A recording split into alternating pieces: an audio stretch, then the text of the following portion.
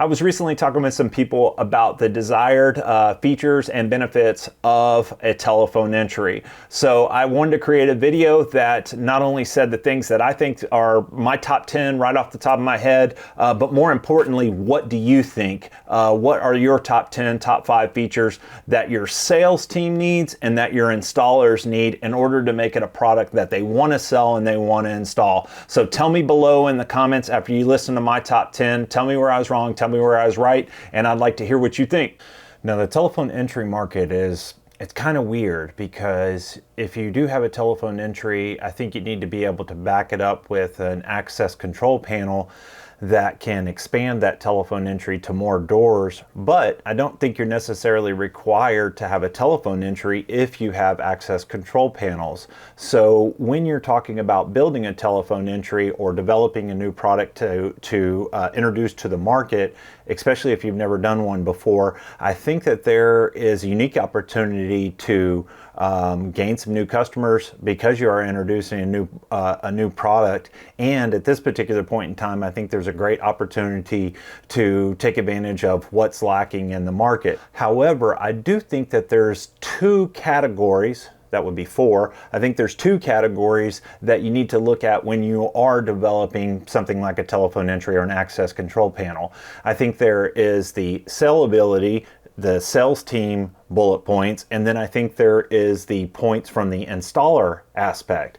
So what the installer is going to want is probably a lot different than what the sales team is going to want. And the sales team doesn't necessarily need to know that there's 4 knockouts on the back of the telephone entry in the right spot, 2 of them being 3/4 inch, 2 of them being 1/2 inch, and so on. So let's take a look at from a salesperson's perspective right now. So first thing, I think if you're going to do a telephone entry, is that it does need to be cloud-based. There does need some kind of access to where you don't have one programming computer, where you have one client sitting there, and in order to access it, you have to remote dial into that and be able to either be on site or be able to remote dial into it. And it needs to be on the web using a browser interface that they already have and are already familiar with, and as well, not having to install actually any software. Having it web-based on the actual device or in the cloud, I think is important. Second thing, there needs to be a user and the administration portal that's easy to use, that uses end user nomenclature and or industry nomenclature.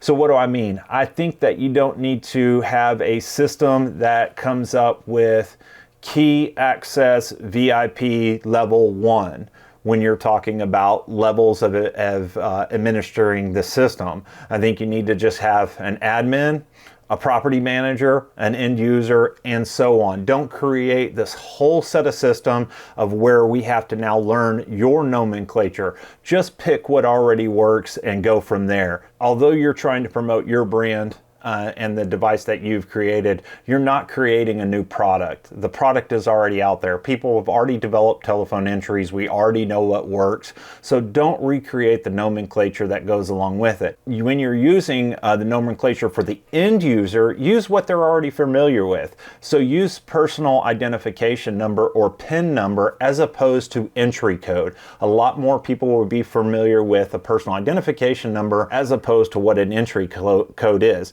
Now, I think an entry code actually explains a lot better what a 4, 5, 6-digit personal identification number does, but we've got to use the nomenclature that's already out there. There needs to be some kind of way for you to use mobile devices that's across the most popular devices right now. So phones and tablets, and obviously if it's web-based, computers and all of those devices, but it needs to be Android, it needs to be iOS right from the beginning. If you want that early adoption and you want to get people on your side, you have to have both of those right off the bat. And I see a lot of people failing to do that. The Androids now, and they'll come up with iOS later. So now how are you going to connect to the device? How is the end user going to use it? And how is the administrative staff going to use it? Well, you're really talking about just a couple of different ways nowadays.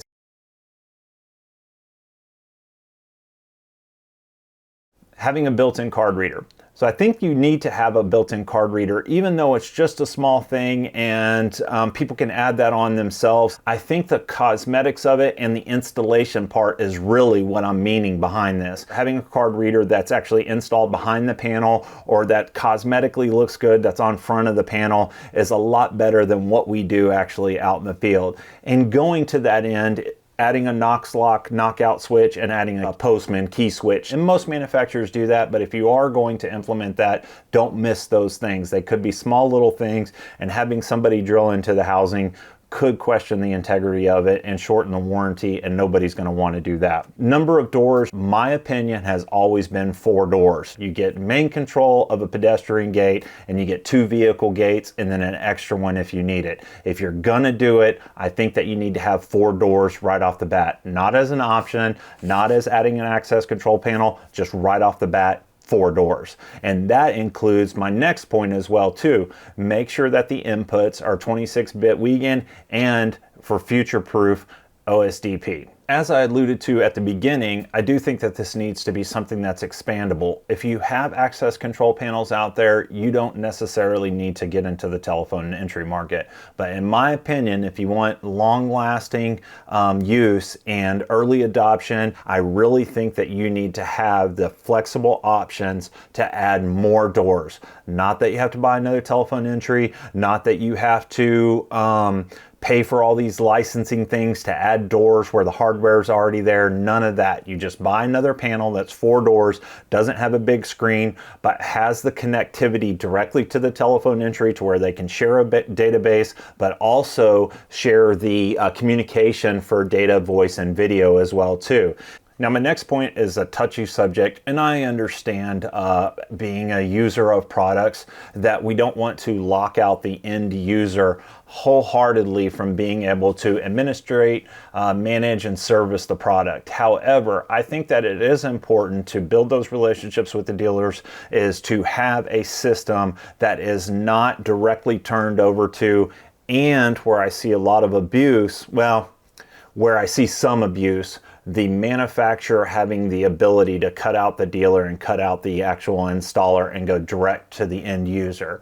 I have come across this in several products, as well as actually distributors, where they are going direct to the end user. And if you want me to sell your product, I need to know that those protections are in place so that you can't undercut what I'm trying to do. Not necessarily pricing, but installation quality, warranty, etc. I need to know that all those protections are in place. Now, going on to making a recurring monthly revenue program for your business, I also want that aspect of it as well too. I want to be able to implement that into my whole package that I'm offering for RMR to the end user. And if you cut me out of the loop, you could be backdooring me by saying that these prices are what they are, and then come back to my end user 6 months later, because you already know who they are, and say that, no, this is the new price and you can go just direct from us. This goes without saying, but an easy to use interface. I've seen so many manufacturers fail, in my opinion, at this. So let me just take something that's no longer being manufactured, the Syntex telephone entry. They had a small, a medium, and a large screen version. Now, if I were to tell you that as an end user, and you are managing and you're as an administrator and or an end user, let's just take it to the extreme and say the end user had some kind of input on what they were going to purchase.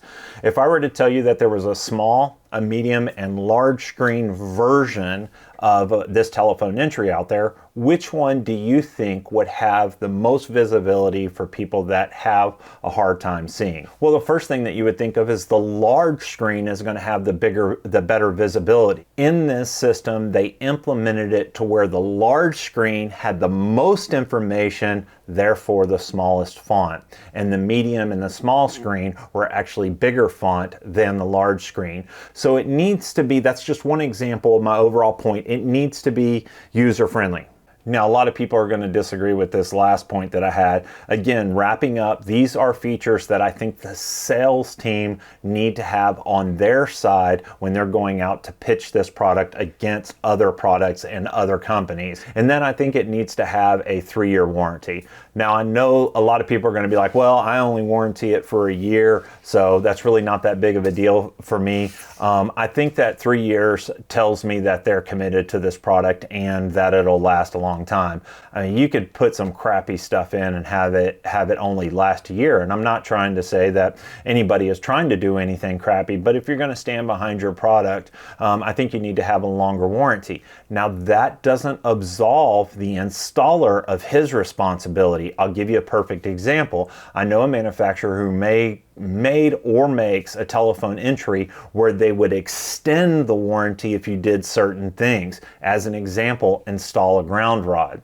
If you install a ground rod, the oldest telephone entries that I've taken out, they all had, and were still working, minus a couple keys that were bad or the screen was going dim, but not having any apparent electrical or electronic damage due to a surge. They all had ground rods installed. And just because you're installing in a ground rod doesn't mean that you have to lose money on it. You charge that as an upcharge and or give that as an option. On a lot of the paperwork that I do for customers, I always give them the option to do a ground rod.